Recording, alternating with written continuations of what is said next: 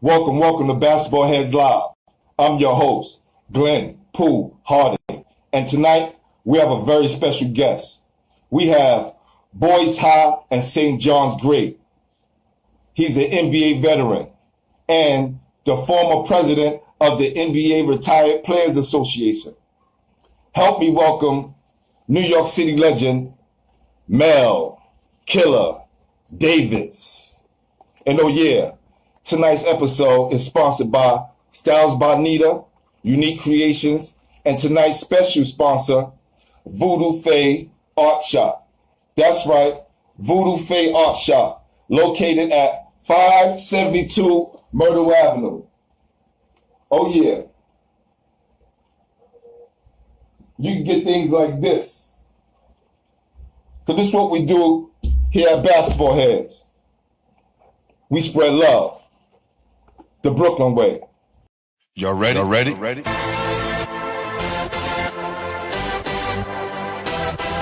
Yes. You have just stepped out into the world of chaos. Where everybody goes hard. Come on. Go hard. Go hard. Go hard. Go hard. Go hard. Go hard. Go hard. Or go home. Never back down. You gotta hold your own. Go hard. Go hard. Go hard. Go hard. Go hard. Go hard. Go hard. East Coast. Go hard. West Coast. Go hard. Midwest. Go hard. 30-30. Hurry up, everybody. Get online, buy your tickets, cause the game about to start. All right. Hey, Glenn, how are you? I'm doing great. How are you doing this evening? I'm hanging in there, buddy. Everything is great. Oh, man. Yo, listen, you are shining right now. I know you told me, how old you said you were again? I'm 69 and a half. I'll be 70 in November. 70, and you look like you're 50 years old, man. Well, thank you for the compliment. Oh, man. I wish, I aged as well as you, my brother. Thank you. Well, the first thing we like to ask everyone come on the show is, who introduced you to the game?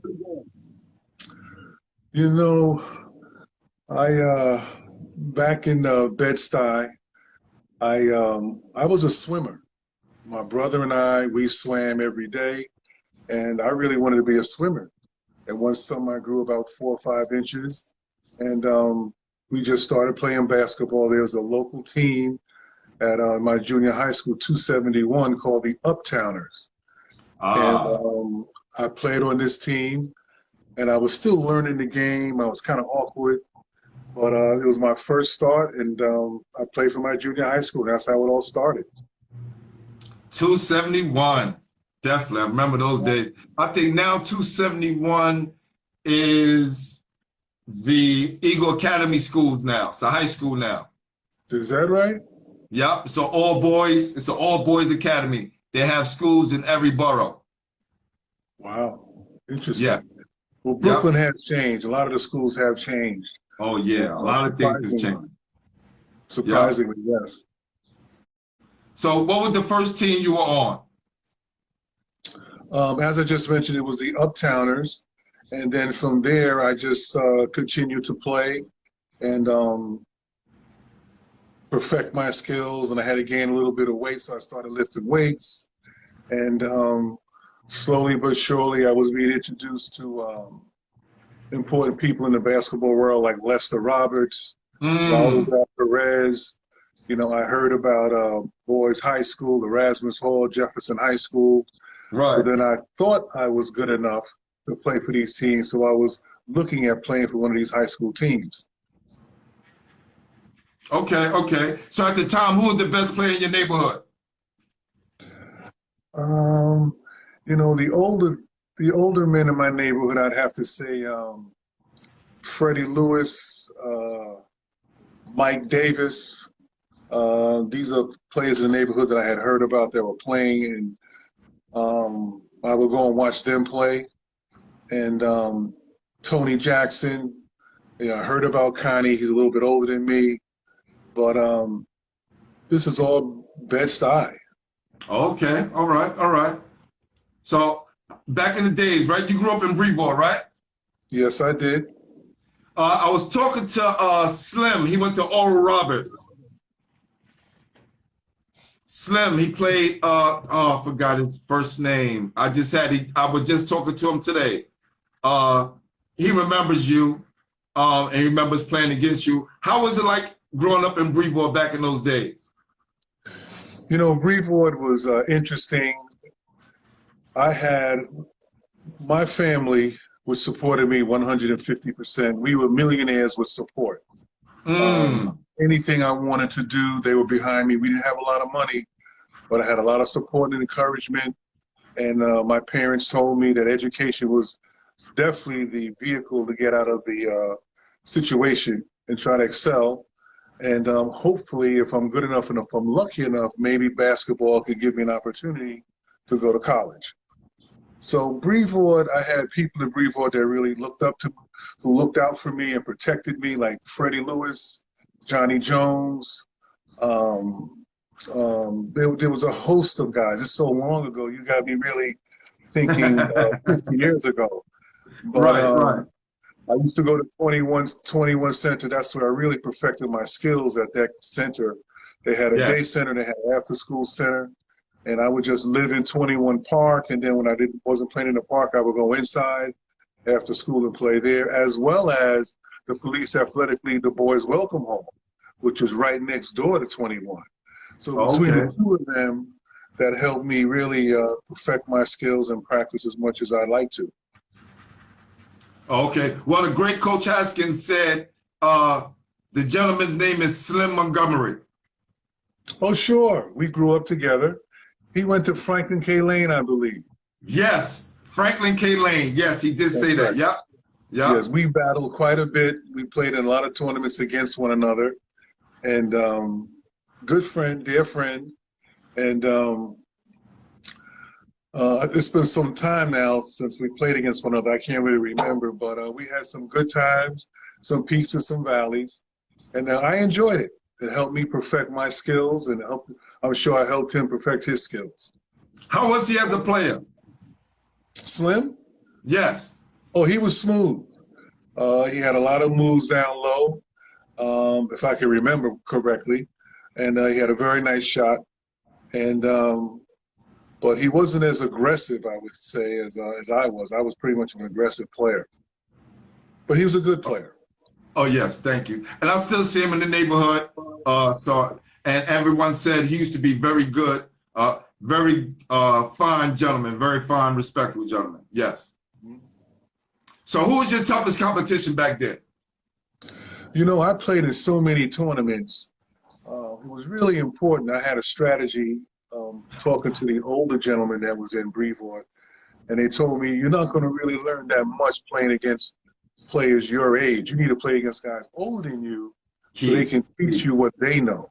So what I would do, I would play with the older fellas in the neighborhood, like Mike Davis and Donnie Black, Gerald Davis, et cetera, et cetera. And then I would go to St. John's Recreation Center, and they had all the players up there who were older. Excuse me. And excuse me. And I would play against them. And there was also players from other schools and other neighborhoods.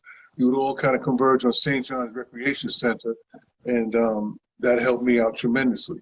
So there was a whole host of players all over Brooklyn that we all came together. We played against each other in tournaments, and it worked out well. Yeah, that's one of the things that a lot of guys who have came on said they have gotten better by playing with the older guys, you know, learning how to set a pick, learning how to move without the ball, and all those little nuances that you pick up playing with older guys, them guys your age, especially the guys who you're better than. Absolutely. So when you played against someone your age, you had to step up on them. You were advanced. And you used that to your advantage. And it worked in many instances. So you went to Boys and Girls, right? Well, Boys High, not Boys and Girls. It's Boys and Girls now. You went to Boys High. Big difference. That's correct. But I'm glad it is Boys and Girls now. But at the time, it was Boys High, and that was a very good time in my life. I met Howie Jones through Lester Roberts. I went to see Boys High play, and it was very intimidating because they were so dominant. And I'll never forget they were playing Jefferson. And I said, man, they're really advanced. I said, I don't know if I could make this team, if I even play for this school. So at halftime, Lester Roberts took me into the locker room, and Howie Jones didn't have a lot of time to talk to me, but he came over to me and he said, son, I heard a lot about you, and I know you're going to have a very nice career wherever you go. But he said, if you're as good as you think you are, you come to Boys High, and we'll see how good you really are. So I was like blown away. I was like, So I thought about it, and I said, I'm going to Boys High, because that's where the elite players were going. And just to make the team was really an achievement. But to have an opportunity to star and win some championships, I mean, that was icing on the cake. Wow. And did you go to your 9th grade year? Pardon me? Did you go there from 9th grade on? No, I was at 271. I attended Boys High in the 10th grade, 10, 11, and 12. Got you. So it's a little bit different. Okay. Did you make the team as a 10th grader? Not only did I make the team, I started the second half of the season. And then that year they stopped the playoffs because there was some discrepancy in regards to who had the home court advantage and who didn't. But my junior and senior year, Boys High won the city championship. Wow. I'm happy to say that. And Howie Jones, I mean, his record is impeccable. I think in the 10 years that he coached at Boys High, he won 8 championships. They stopped it one year, and he was the runner-up. And I still have a relationship with him today. He's 90 years old, but he's having some difficulty. He had a stroke, and he had a heart attack. And it's very tough for me to communicate and to see him in that state. But I owe him a lot of gratitude because he really took me under his wing and gave me a lot of advice. And he helped me tremendously. And it was really like a father-son relationship. And I love him for what he's done for me. And a lot of things he instilled in me is some of the things I instilled in my children today, as well as giving back to the community. Yeah, that's another thing that sticks out when I talk to people in the neighborhood. When I walked around the last couple of days, it was talking to people in the neighborhood. Everyone, especially the ball players, remember the day you came and you had like a one-on-one contest, a jumping contest, and you bought trophies. And no, I'm talking about grown men who are in their 50s and 60s. They're still talking about it today, to this day. Well, that's very nice. When I signed with the Knicks at the end of my rookie year, I came back to my neighborhood and I gave them a Junior Olympics. And we had a park, and that's the same park where I perfected my skills in Brevo Park. And we had various events, and it was wonderful. The whole community came out. We had a good time. And I'm very happy that they still remember that. Hopefully that made an impact, and they remember that. Did. And they give back to their community as well. Yeah. Yeah, I was speaking to one of my guys, Vaughn, and he definitely remembers that. He was one of the good ball players back then, Little Vaughn. Yeah. Wonderful. Yeah. So going back to your Boys High days, we have something in common, right? Because I went to Lincoln. And to this day, Lincoln and Boys High have 14 city championships. And DeWitt Clinton is in the lead with 18. Is that right? Yes. Oh, I got to make sure when I see Tiny Archibald and Ron B. Hagan, I got to correct that. Oh, man, you listen, I was corrected by Charles Jones, right? I said that we all three of us were tied for the first in the city. Charles said, I think you need to recount that, big bro. And I recounted it, and DeWitt Clinton got us by 4. Wow, I didn't know that. That's fabulous. Good for them. That's great. Yeah. Listen, I would love to have Tiny Archibald on the show. I would love for you to nominate him, but we'll get to that later. Okay. Yes, yes. So, this part of the show, right? Okay, I'm not gonna get to that question yet.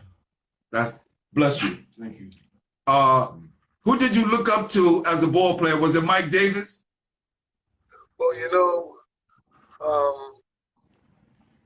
I heard about people like Tony Jackson and Connie, and I want to know what type of game they had. And we didn't have the sophistication we have right now, so I could really see them play, unless you see them play in person. But I really didn't pattern my game after anybody in particular. I just tried to be the best I possibly could at whatever skills that I was developing.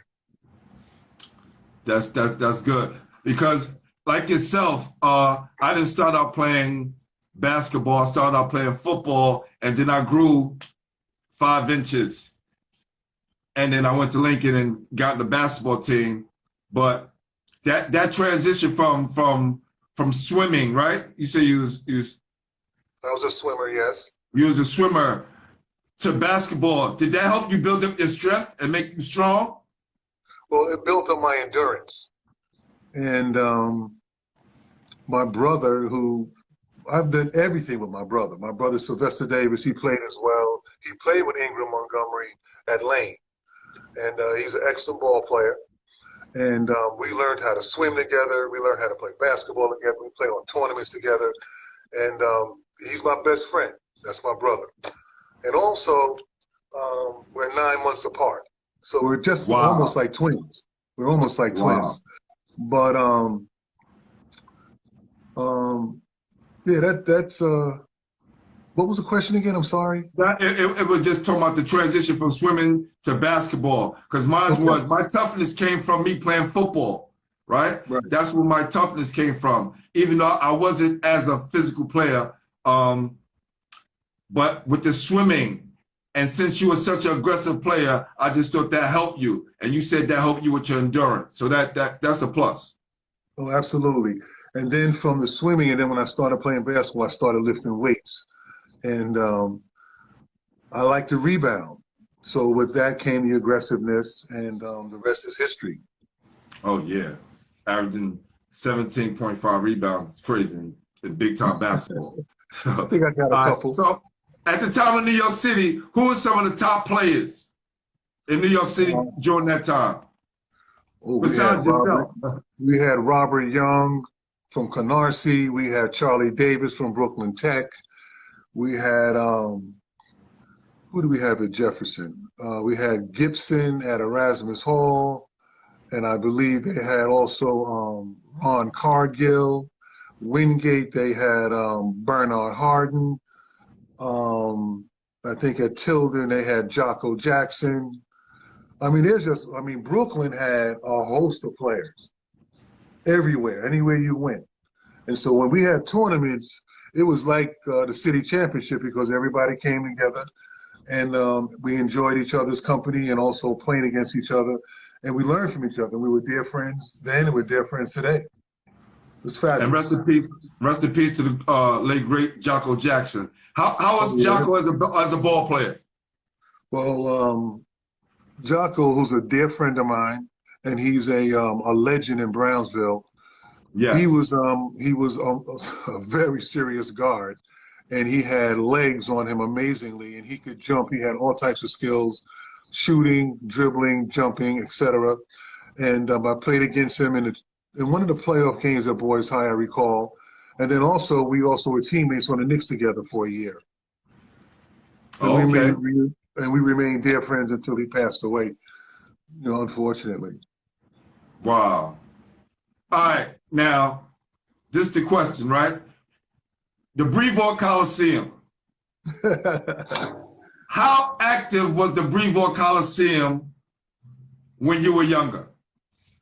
Well, to put it in perspective, it was my brother was very instrumental in helping getting that built, by the way, Sylvester.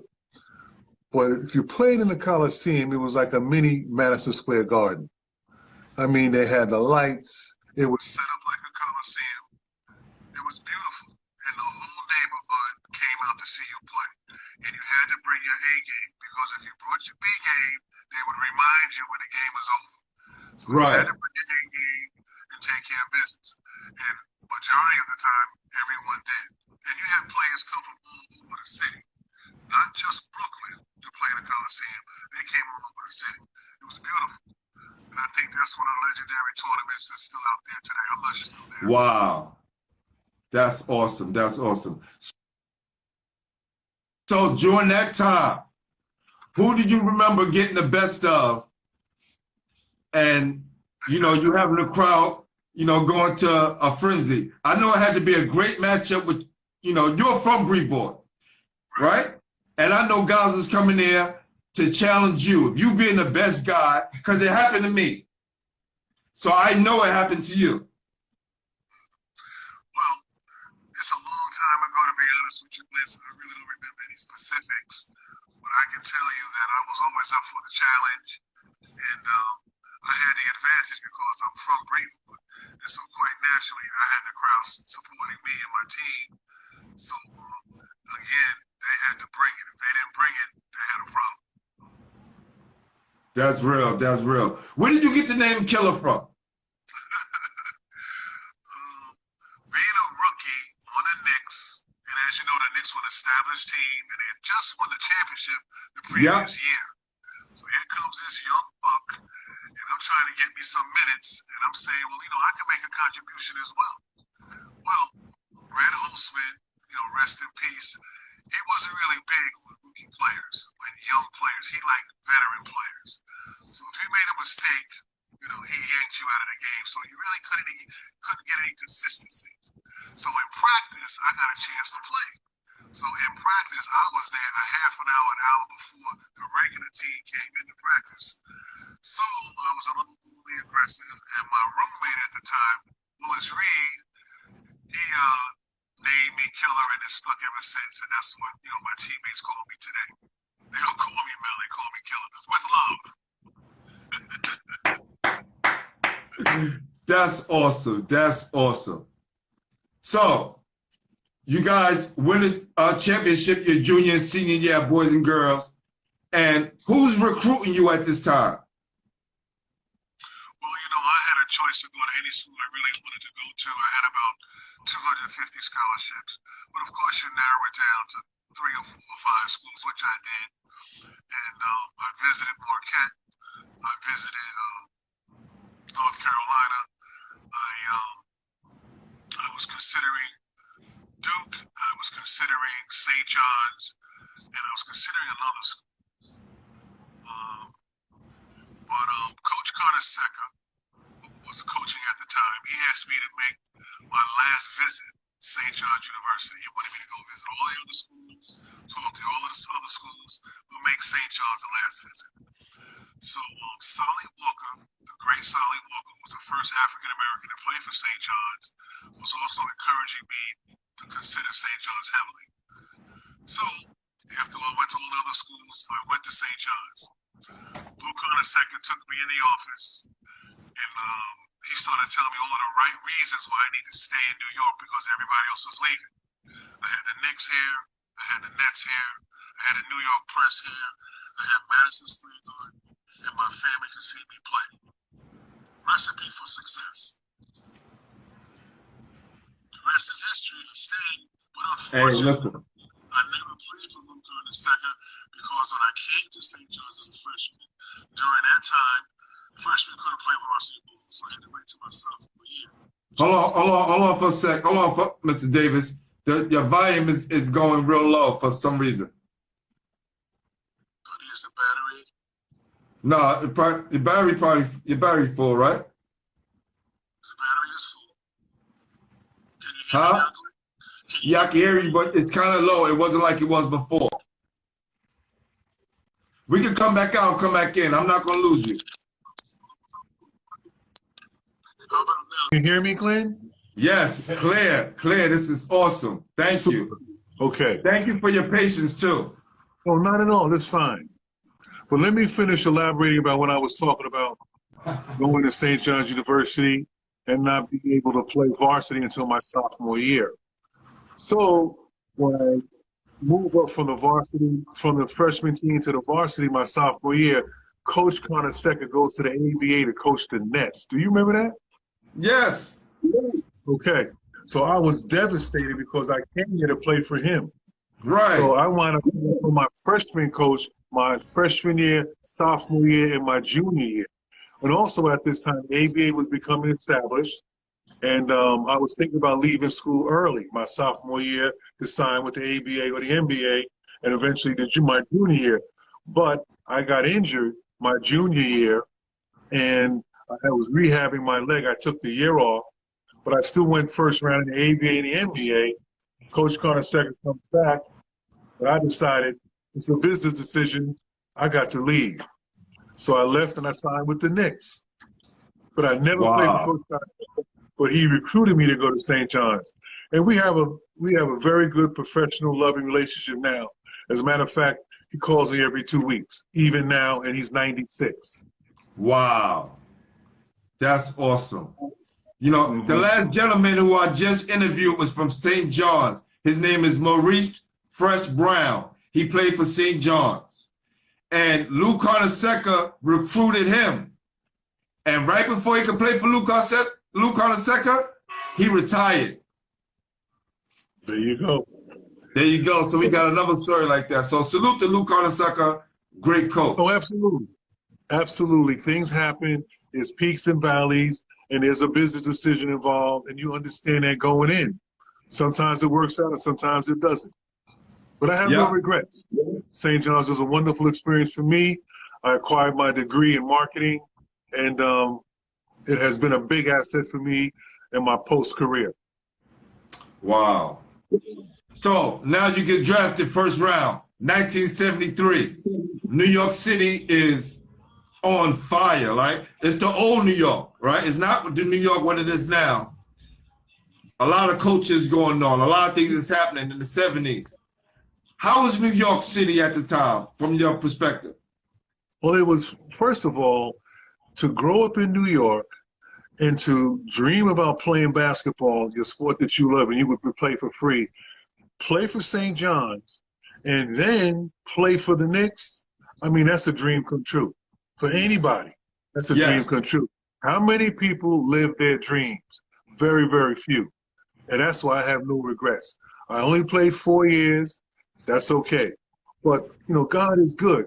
I got a second opportunity to play, and I went to Europe. And I played in Italy, France, and Switzerland. And that experience superseded the NBA in many respects.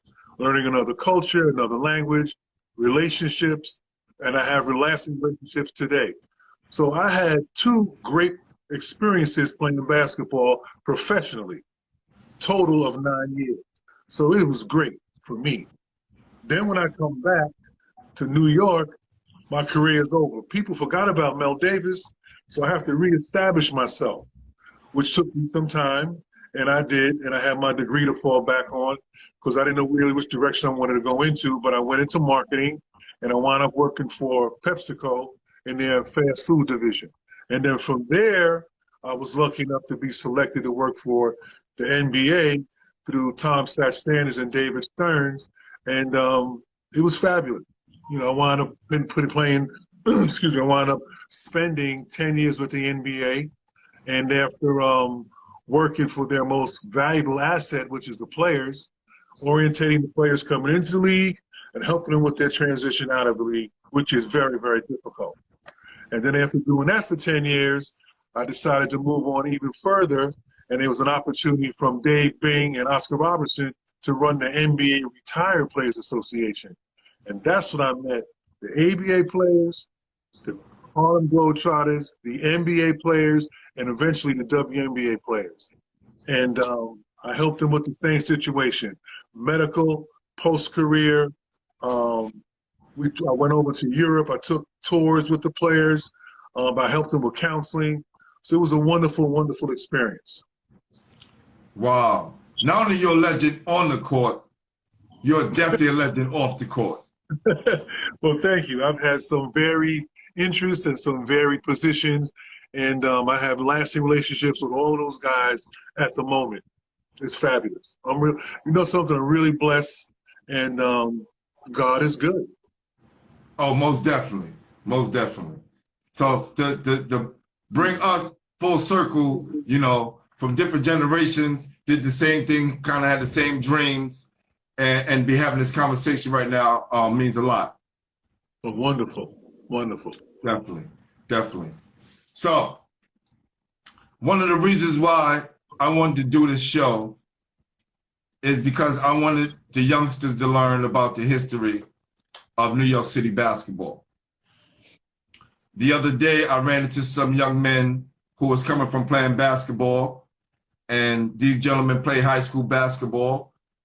One went to George Westinghouse, another went to Franklin K. Lane, and another went to William E. Grady. And I was asking these young men about former players who came before them, who went to their schools. And these gentlemen didn't know. I didn't blame them. I just told them, you know, tap into basketball heads, and at least you can learn about some of the guys who came before you. And New York City basketball is on life support right now. We're not sending a lot of players to college, at least to be Division I ready. The grades are slacking, the morale is down, and a lot of coaches are not coming to New York City to find players. Not only that, kids are leaving New York City early and becoming successful other places. So I wanted to kind of use this show to bridge the gap from yesterday's generation to the present and everything in between. So gentlemen like yourself, Pat Alphonse, Mo Fresh Brown, John Johnson, who will be on here soon, Norm Roberts, and all the other people, Coach Haskins, who's been on the show. We appreciate you guys because these young guys need to know who Mel Davis is. Well, thank you. Thank you. And hopefully I can give them some encouragement and motivation so they can realize their dreams as well. Yes. On the side note, what do a gentleman like yourself do to keep yourself in shape and looking so physically fit? Well, thank you so much. As you know, Glenn, that's an excellent question. You know, going on 70 years old and semi-vegetarian. I'm trying to become a vegetarian, but it's tough. My wife is. It is. I'm trying too. I'm trying. It's tough. My wife is a vegetarian, and she's motivating me, but I'm working on it. But, you know, I juice a lot. I try to eat a lot of plant-based foods. I also try to stay active. I've had 8 operations. I'm almost bionic, but taking yoga classes, I get massages, and also martial arts, and just walking a lot, just being active. I ride a bike. I lift some weights. Just recently, 6 months ago, I had my shoulder replaced, a total shoulder replacement, so I'm doing therapy for that. But you just have to stay active, and what you put in your temple, which is your body, that's what comes out. So you got to make sure you eat the best food, plant-based, nothing with high fructose corn syrup. Just make sure you eat as much foods as natural as possible to take care of your body. And as we get older, we get more susceptible to getting diseases, injuries, etc. Thank you. Thank you. And that question was for my guy, Arthur Lee Walker, you know, the fit man himself. So that's good. Yeah, definitely. So, who was the best player in high school, college, and the pros? 3 players that you played against. Okay. Well, in high school, it was real easy. Charlie Davis from Brooklyn Tech, he got 50 points on us. So Howie Jones said, listen, let him get his. We stop everybody else as long as we have 1 point more than Brooklyn Tech. And sure enough, we put everybody on him. I got a little bit of that too. And he's a great player. He went down to Wake Forest, and he did very well at Wake Forest. And he's a legend down there now. That's high school. College, no doubt about it, Austin Carr from Notre Dame. He came in and he served us very well. We were not successful at winning the game, but as you know, it's not about the statistics, it's about winning. That's right. And St. John's, we were independent at the time. We weren't in the Big East. They didn't have that then. But St. John's still did well. We went on to the NIT. Professionally, That's a very difficult question because at 6'6", I was a power forward.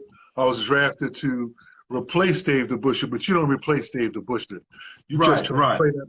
You just try to play that position and make a contribution, which I did. George McGinnis, Wes Unseld, who we just lost, by the way, who's a dear friend. Um, I mean, the list is long. With the Celtics, it was Paul Silas and Dave Cowens. The list is long. So those guys I could probably point out because they were power forwards in their own right. And they were challenged on a night in and night out to guard and play against. But I was Okay, at the right cool. place at the right time and the right team. Just the coach didn't like young players. And I'm like, you know, you could be right there. All you need to do is just get over that hump. But, you know, it is what it is, and I got no regrets. And I have lasting relationships cool. with that team. And we reminisce, we embellish stories, but the bottom line is what it is. That's right. That's right. So, with all this knowledge and experience in the game you love so dearly, are you passing the torch to any of your children? You know, unfortunately, I don't have a son, but I've got 3 beautiful daughters, Melanie, Marisa, and Shayna, and they're going to bless me with grandsons. And I'm having one, as a matter of fact, at the end of October, maybe in November, close to my birthday. So I'm looking forward to that. I'm happy about that. So blessings to my daughters. That's awesome. I interacted a little bit with Melanie, I think was today. I sent her the flyer, and when I saw it again, it had Mel Killer Davis, right? I was just like, wow. It's crazy because I was just coming from outside and someone referred to you as that. Because the first set of flyers, I didn't have that on there. Right. Right? Well, this is she brought the whole thing to the table. So thank you, Melanie. I appreciate it. Okay. You know how ladies are. I got 3 of them. Yes. Wow. She's very beautiful, definitely. So I know you do a foundation dinner. You was talking to me about early on that you do a dinner with Walt Frazier at the Walt Frazier's restaurant.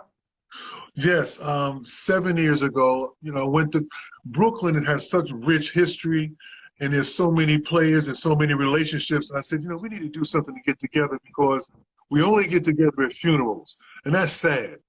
So I went to Clyde. I said, Clyde, you know, can we have your restaurant for 4 hours so guys can get together?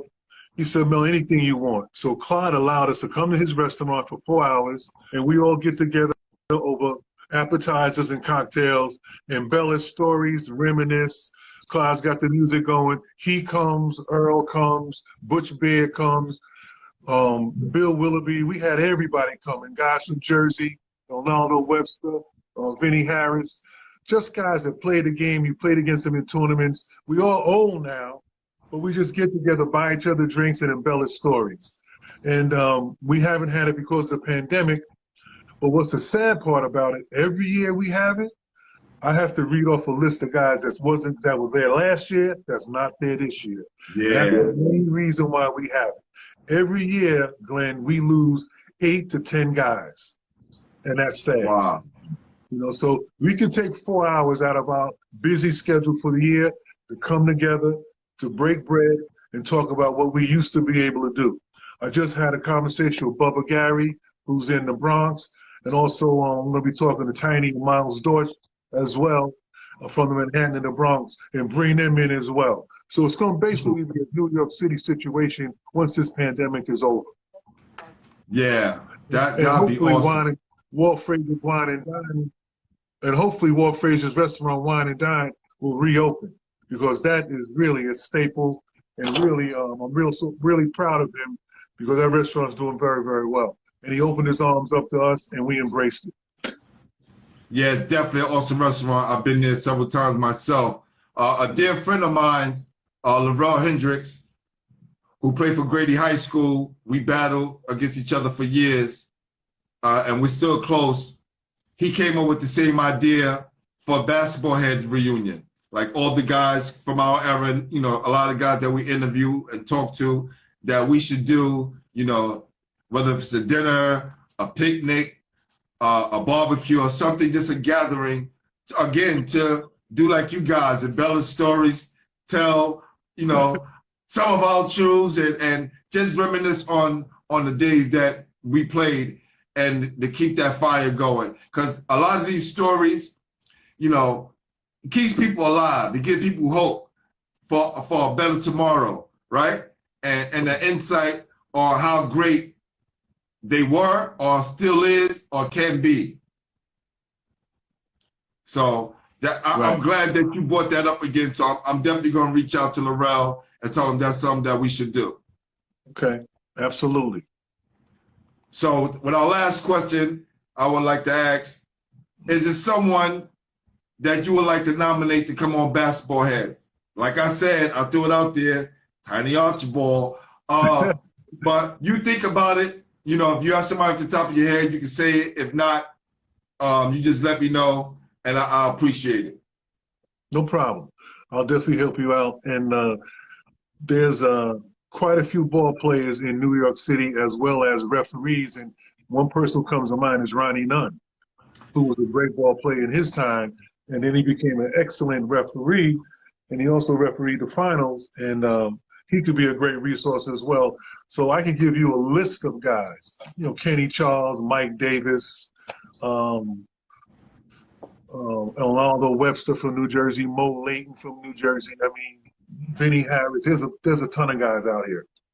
Wow, that will be awesome. I would really appreciate that. Well, sure, really I can do that. So you have any last words for our audience before I show you your great portrait? Well, thank you so much, Clint. You know, life is short. There's going to be peaks and valleys. And in light of what we're going through now, in this economy and with this world, it's difficult. Don't ever give up. Don't ever look back. The bottom line is stay vigilant, stay strong, be firm, and be consistent. That's the bottom line. And life is precious, so enjoy it as much as you can.